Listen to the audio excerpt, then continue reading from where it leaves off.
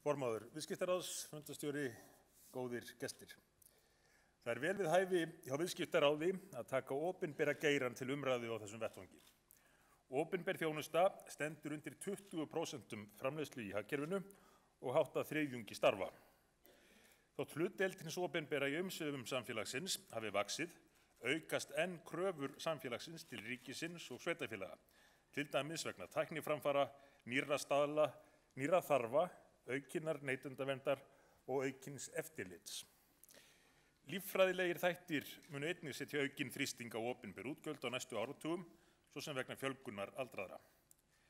Auknar kröfur birtast ekki hvað síst í heilbrigðisþjónustu og eftirspurnin vex hratt með hærra hlutfalli eldri borgara, tækninýjungum og nýjum lyfjum.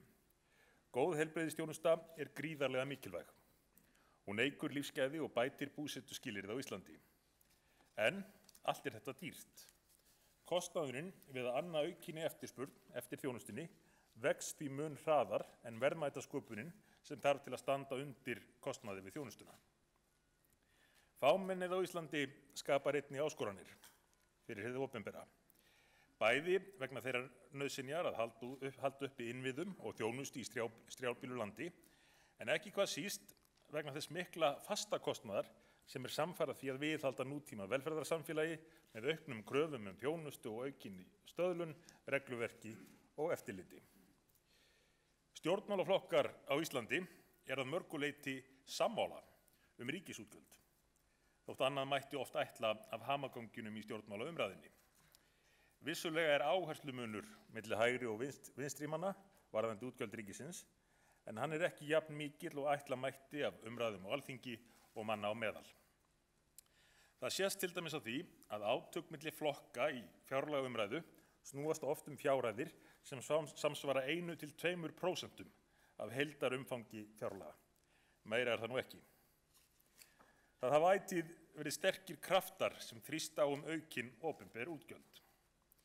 Þeir kraftar hafa yfirleitt haft betur í viðureigninni við þá fáu sem taka sér að verja ríkissjóð.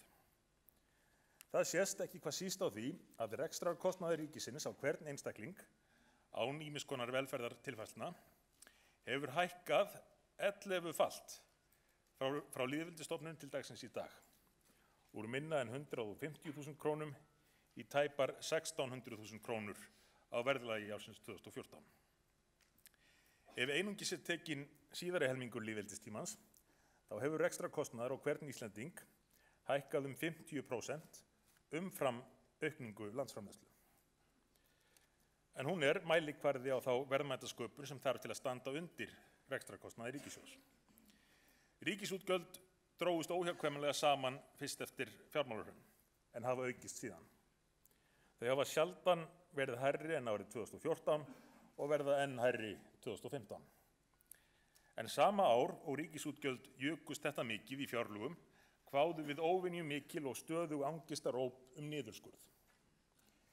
Hversu langt hægt að halda á þessari braut? Það kemur að þolmörkum. Forgangsröðun í rekstri hins opinbera verður sífellt mikilvægari.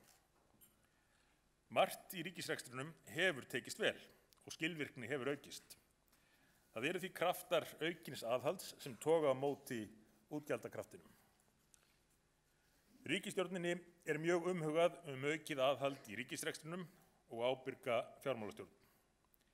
Gamlir kunningjar sem höfum ekki alltaf verið sátt við, lánshæfisfyrirtæki og alþjóðastofnanir, hafa lokið lofsorði á ríkisfjármálastefnuna á síðustu mánuðum. Það sem mestu máli skiptir þó að trúverðug stefna í ríkisfjármálum farin að skila sér í hagstæðari lánakjörum ríkissjóðs.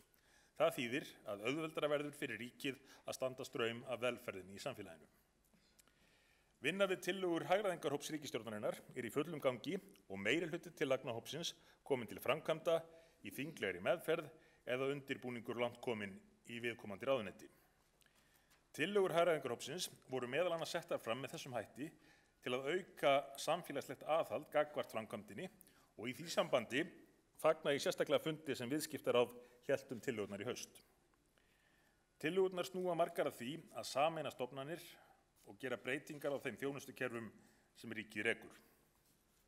Opinbera kerfið verður að geta aðlagað stjórnsýslu og þjónustu ríkisins að tækniframförum og breyttum aðstæðum í samfélaginu. Við þurfum meiri nýsköpun í starfi hins opinbera og á því sviði getur ríkið lært margt af fyrirtækjum í samkeppnisrekstri. Annað forgangsmál ríkisstjórnarinnar er einföldun regluverks og nú þegar er skipulega og gaumgæfilega farið yfir lagafrumvörp áður en þau eru afgreidd í ríkisstjórn og vakin athygli á því að þau feli í sér nýjar kvaðir fyrir atvinnulífið. Einnig er nú lagt sérstaklega mat á nauðsyn lagasetningar með þetta í huga og gefin hefur verið handbók einföldun regluverks og henni komið á framfæri við ráðuneyti og stofnanir ríkisins.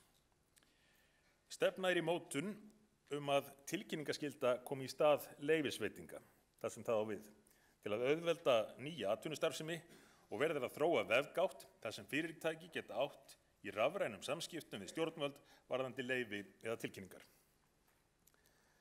Þá má nefna að vel hefur tekist til með tilraunaverkefnið einföldun regluverks í ferðaþjónustu og með frumvarpi fjármála- og efnahagsráðherra opinber fjármál sem nú liggur fyrir Alþingi verða tekin stór skref í að breyta því hvernig ríkið nálgast meðferð almannafjár. Þá höfum við stofnað svokallaða ráðgjafarnefnd opinberar eftirlitsreglur þar sem sitja fulltrúar samtaka atvinnulífsins, ASÍ, Viðskiptaráðs og Sambands íslenskra sveitarfélaga. Loks hefur verið settur á fót vinnuhópur eftirlitsstofnanir sem hefur verið að skoða starfsemi slíkra stofnana, sérstaklega með hagræði, samræmi og skilvirkni eftirlits að leiðarljósi. Við Íslendingar gerum miklar kröfur til magns og gæða opinberrar þjónustu. En á sama tíma er ljóst að ekki verður lengra gengið í útgjöldum miðað við þá verðmætasköpun sem er í landinu. Skatttekjur eru heldur ekki ótæmandi auðlind eins og nærri má geta. Ríkið hefur ekki verið leiðandi í launaþróun að undanförnu. Því hefur verið haldið fram að kjarasamningar ríkisins hafi raskað jafnvægi á vinnumarkaði og að hækkanir á launum ríkisstarfsmanna hafi verið úr takti við aðra launaþróun. Því fer fjarri. Tölulegar upplýsingar launaþróun styðja ekki slíkar fullyrðingar. Laun ríkisstarfsmanna hækkuðu lítillega meira en laun á almennum vinnumarkaði á 12 mánaða tímabili fram til loka október síðastliðins, eða 6,8% á móti 5,9%. Laun ríkisstarfsmanna hafa hins vegar hækkað minna en laun á almennum vinnumarkaði ef litið er til síðustu 10 ára. Launaskrið á almennum vinnumarkaði hefur mikil áhrif á þróunina. Þegar ríkið semur með sama hætti og gert er á almennum markaði, tekur við launaskrið á almennamarkaðnum sem leiðir til þess að laun ríkisstarfsmanna dragast aftur úr. Ríkið semur einungis við 10% vinnumarkaðarins. Ríkið samdi við tæp 90% starfsmanna ríkisins með líkum hætti og almenni vinnumarkaðurinn hafði áður gert. Samningar við lækna og framhaldsskólakennara sem samtals 10% starfsmanna ríkisins og 1,5% vinnumarkaður í heild skera sig úr. Í þessum samningum voru gerðar verulegar breytingar á vinnufyrirkomulagi og launauppbyggingu þessara stétta. Þessir samningar eru einnig til mun lengri tíma eða tæpra 3 ára. Almenni markaðurinn hefur einnig gert slíka samninga með svipuðum kostnaðarhækkunum, til dæmis við flugmenn. Það er einfaldlega ekki hægt að bera skammtímasamning til 1 árs með 3% hækkun og öðrum 3% í launaskrið saman við lengri samning með verulegum breytingum á vinnufyrirkomulagi. Samningar við lækna geta því ekki gefið fordæmi fyrir þá samninga sem framundan eru á vinnumarkaði. Af nýlegri skoðanakönnun samtaka atvinnulífsins að dæma virðist ríkja nokkuð góður skilningur á því í samfélaginu. Kaupmáttur launa hefur aukist 5,3% síðastliðna 12 mánuði. Það er gríðarlegur árangur. Það er ekki hægt að halda öðru fram. Launahækkun 6,6% nýtist næstum að öllu leyti í kaupmátt þegar verðbólgan undir 1%. Stóran þátt í þessum árangri eiga stöðugleikasamningar sem aðilar vinnumarkaðarins gerðu á síðasta ári. Þetta hefur leitt til þess að kaupmáttur launa hefur aldrei verið meiri en í nóvember síðastliðnum. Aldrei, ekki einu sinni rétt fyrir hrun. Lægri skattaálögur á heimili og leiðrétting fasteignaskulda hafa svo enn frekar aukið kaupmátt heimilanna. Því stundum haldið fram að Íslendingar séu betri að takast á við mótlæti en velgengni. Hvað sem mönnum finnst þá kenningu virðist ljóst að tilefni sé til að velta því fyrir sér hvað veldur því óþoli gagnvart stöðugleikanum sem víða kemur fram þessa dagana. Fyrir því kunna að vera margar ástæður, en ég ætla að velta þremur þeirra upp hér. Í fyrsta lagi höfðu þrengingar undanfarin ára mikil áhrif á lífskjör og væntingar fólks og heimilin þurftu að draga saman seglin. Nú eru bjartari tímar og væntingar hafa aukist hratt. Með öðrum orðum, nú þegar að nást verulegur árangur í efnahagsmálum, óttast menn að missa af hlutdeild sinni í afrakstrinum. Í öðru lagi kergja í forystumönnum launþegahreyfinga vegna launahækkana þeirra stétta sem fyrir eru nefndar og gerðu kjarasamninga með mun lengri samningstíma. Menn spyrja hvort almennir launamenn eigi að halda upp í stöðuleikanum á meðan aðrir ferðast sem laumufarþegar á fyrsta farrými þjóðarskútunnar.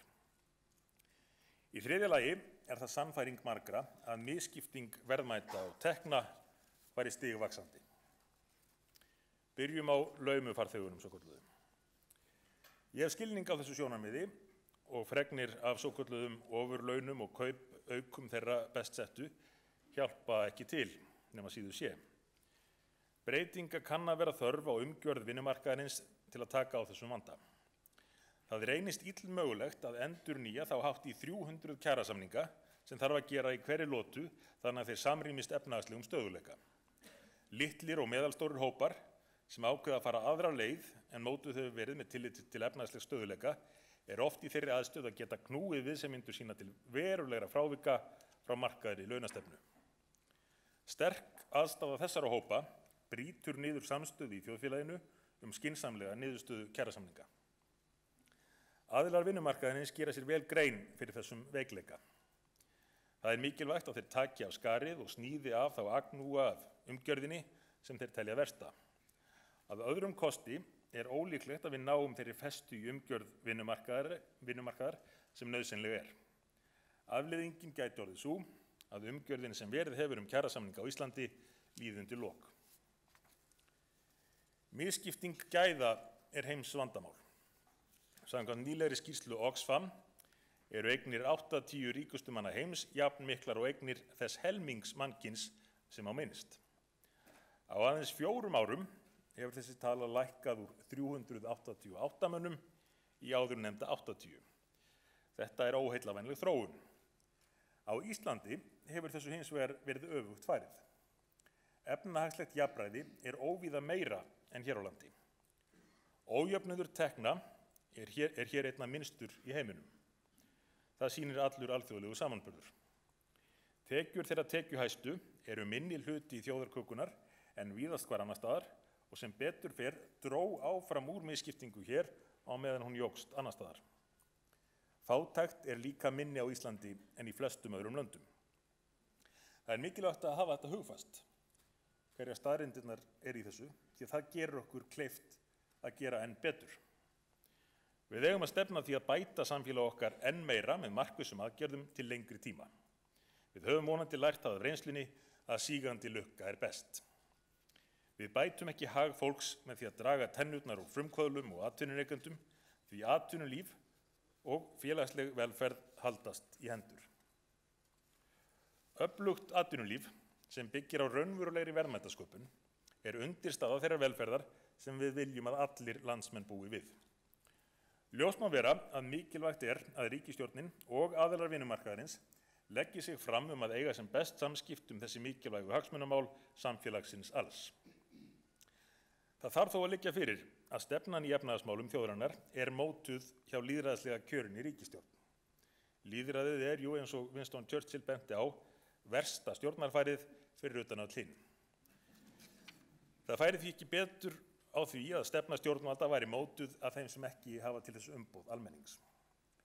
Ríkisstjórnin mótar hins vegar stefnuna eftir að hafa fengið ráðleggingar og ábendingar frá ýmsum aðilum, þar á meðal aðilum vinnumarkaðarins, hverra ráð hafa mikið vægi við stefnumótun stjórnvalda.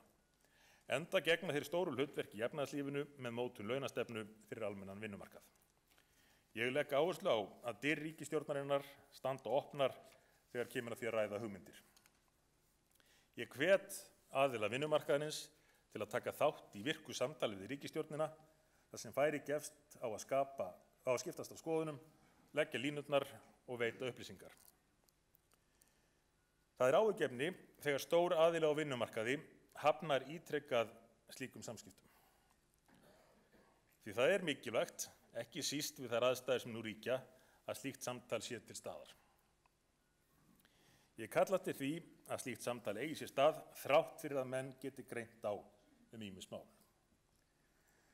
Það er aðila vinnumarkaðarins að semja kaup og kjör á grunni þeirra efnahagslegu skilyrða sem til staðar eru á hverjum tíma.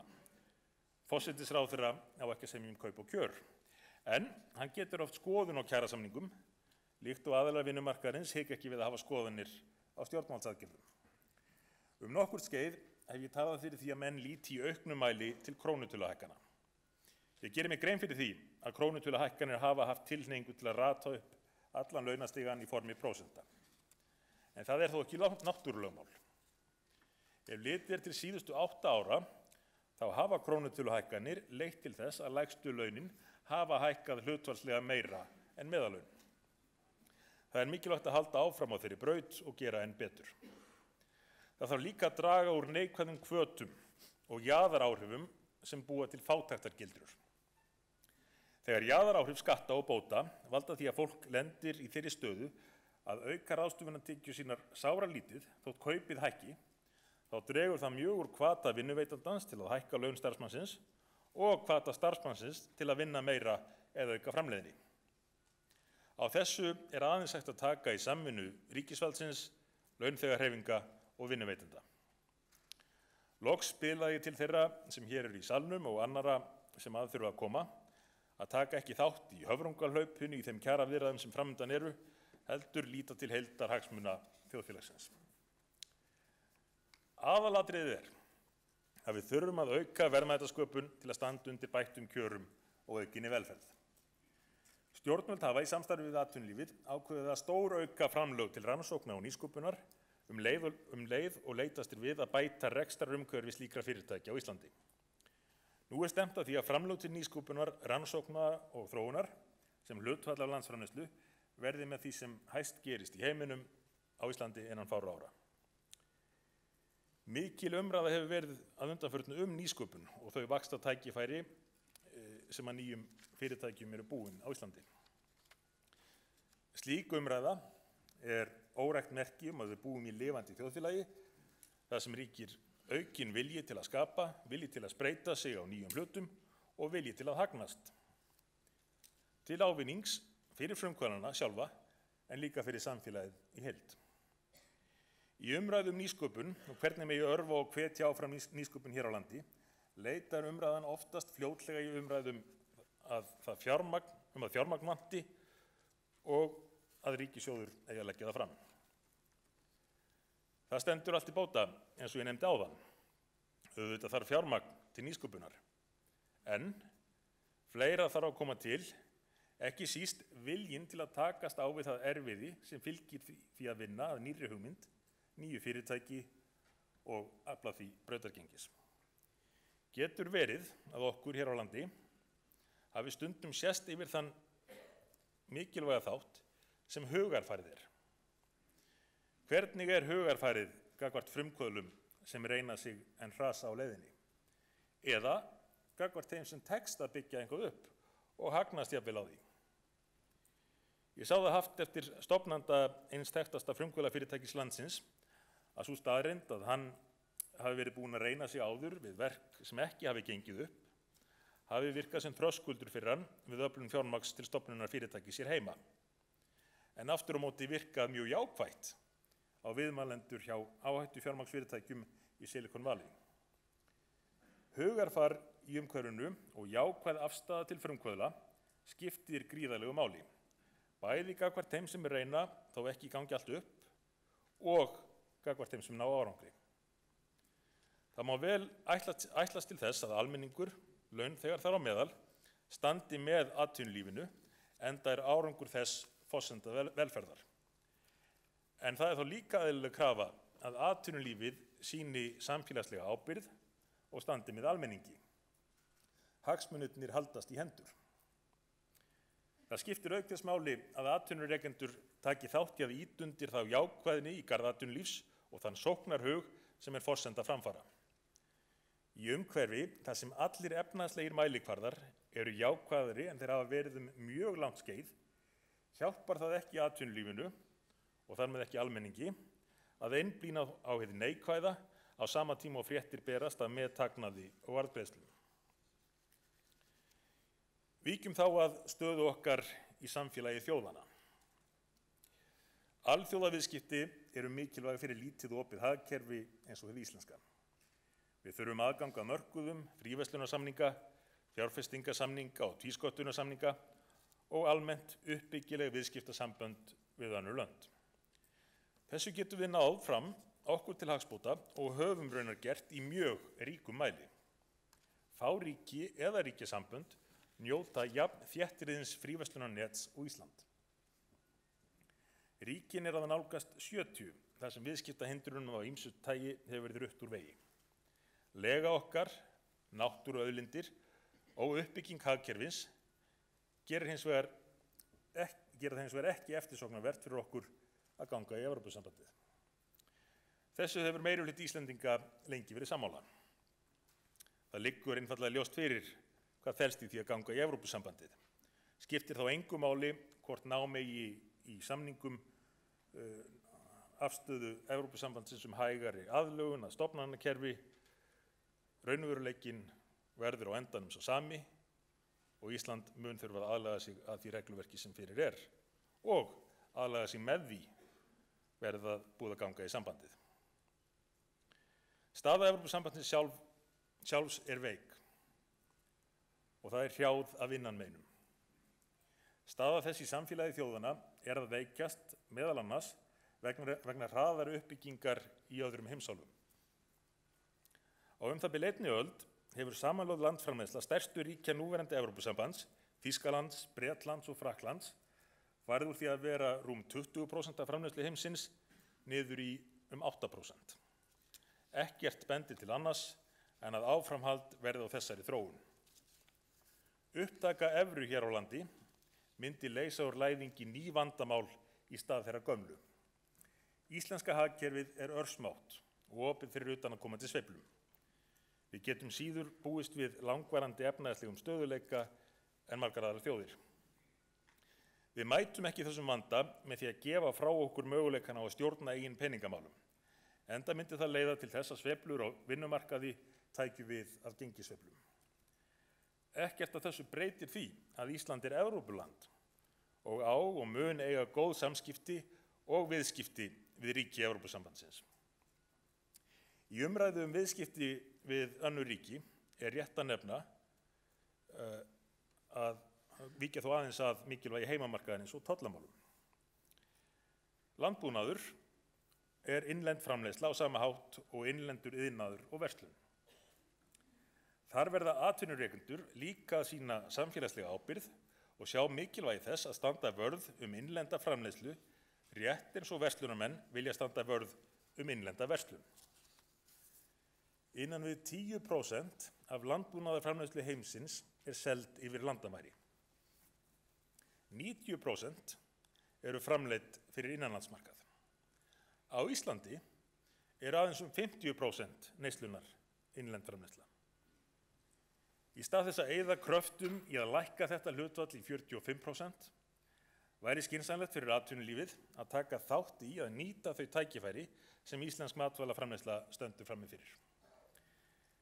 Ríkisstjórnin hefur verið reiðubúin til að semja lækkun tolla, en slíkt þarf að gerast í samningum við önnur ríki. Ekkert land gefur eftir stöðu sína án þess að fá einhverju á móti í þessum efnum. Með því væri hagsmunum íslensks almennings varpað fyrir róða. Það má líka minna á hversu fráleitt að tala að hér sé rekin einhvers konar einangrunarstefna í þessum málum. Evrópusambandið leggur til dæmis tolla á það bil tvöfalt fleiri vörutegundir en Ísland. og þar eru enn greiddir styrkir til að flytja út vörur sem ekki þörf fyrir á heimamarkaði. Á Íslandi var slíkt lagt af fyrir 20 árum. Stað okkar í samfélagi þjóðanna litast vissulega af fjármagnshöftum þessa dagana. Þau voru ill nauðsyn á sínum tíma en við þurfum að minna okkur reglulega á skaðsemi þeirra. Fjármagnshöftum verður þó ekki kennt allt sem illa fer og heimsvæðing viðskipta og fjárfestinga getur ávallt orðið til þess að við, eins og aðrar þjóðir, sjáum á eftir öflugum fyrirtækjum úr landi. Bretland og Sviss hafa til dæmis haft mikið aðdráttarafl fyrir fyrirtæki, ekki hvað síst nýsköpunarfyrirtæki frá evrulöndunum. Leið sjáum við talsverðan áhuga erlendra fjárfesta á Íslandi þessa dagana, nú síðast með fréttum af væntanlegri komu Costco verslunarkeðjunnar. Þrýstingur á að losa höftin kemur ekki frá heimilunum, því fæst þeirra finna fyrir þeim með beinum hætti í daglegu lífi. Og þegar fjármagnshöft hafa verið við lýði í þetta langan tíma, hættan sú að okkur fara að líða vel í því skjóli sem þau veita. Í kringum höftin verður til iðnaðar fólks, hverra hæfileikar væru betur nýttir í virðisaukandi starfsemi. Verð á mörkuðum bjagast og höftin rýra samkeppnishæfni þjóðarinnar. Góðu fréttirnar eru þær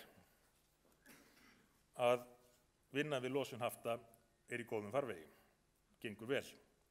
Þar að sjálfsögðu nauðsynlegt að líta til margra samverkandi þátta. En allir sem hér sitja þekkja það að það nauðsynlegt skilyrði fyrir afnámi hafta að skuldaskilum föllnu bankana ljúki með þeim hætti að þau ógni ekki efnahagslegum stöðugleika á Íslandi.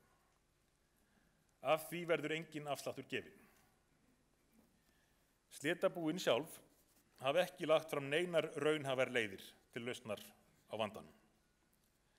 Þess í stað reka kröfuhafar öfluga hagsmunagæslu sem með fjölda íslenskra lögfræðinga, almannatengla og ýmsa aðra á launaskrá og reyna að setja þrýsting á stjórnvöld með margvíslegum aðferðum. Það má þó vel halda því fram að með neyðarlögunum endurreisn bankana hafi við langt seilst í að gæta hagsmuna kröfuhafanna umfram það sem var kannski tilefni til. Og innan haftakerfisins hefur svo verið búið þá í bómull, má segja, og þeir fóðraðir vel. Og það þótt jafnvel hefði verið tilefni til að sekta fyrirtækin frekar en að búa þessar aðstæður, rétt eins og gert var í mörgum öðrum löndum. Ég árétta því hér að ríkisstjórnin mun í öllum aðgerðum til losunar fjármagnshafta hafa hagsmuni þjóðarinnar, heimila og fyrirtækja að leiðarljósi. Íslenskur almenningur hefur þegar tekið á sig miklar byrðar. Á þær má ekki bæta. Fjármagnshöftum verður því aðeins aflétt á þann hátt að það sé efnahagslega forsvaranlegt. Afnám fjármagnshafta stærsta hagsmunamál þjóðarinnar.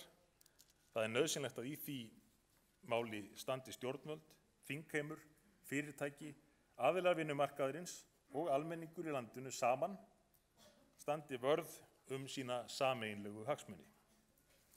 Góðir gestir, það mikilvægt að við tökum höndum saman og forðumst að tala eins og allt sé ómögulegt á Íslandi. Við búum við góðar aðstæður auk þess sem við stöndum frammi fyrir sögulegum tækifærum.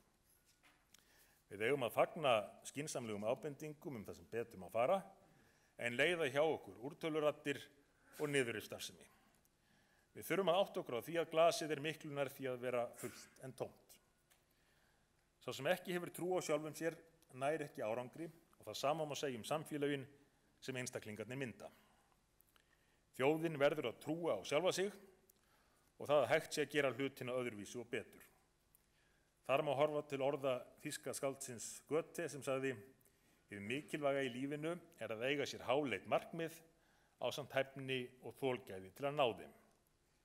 Við Íslendingar getum leyft okkur að hafa háleit markmið, en við þurfum að virkja hæfni okkar og temja okkur þau þolgæði sem þarf til að ná markmiðunum.